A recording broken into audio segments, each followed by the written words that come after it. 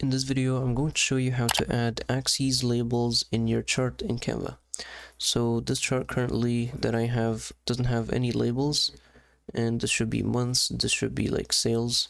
So to do that, click on your chart and then click on edit at the top left of that bar. And then within this edit menu, click on customize, make sure you're in the customize tab. Scroll down until you see y-axis and x-axis. So open up this drop down for x-axis and then you'll see x-axis title. So now here is where you put your x-axis label. So I'm going to put that as months. And then in the y-axis, this is where you put your y-axis label in this little field. So I'm going to call this sales.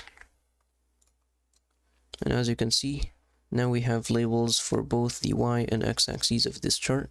If you found this video helpful, please don't forget to like and subscribe.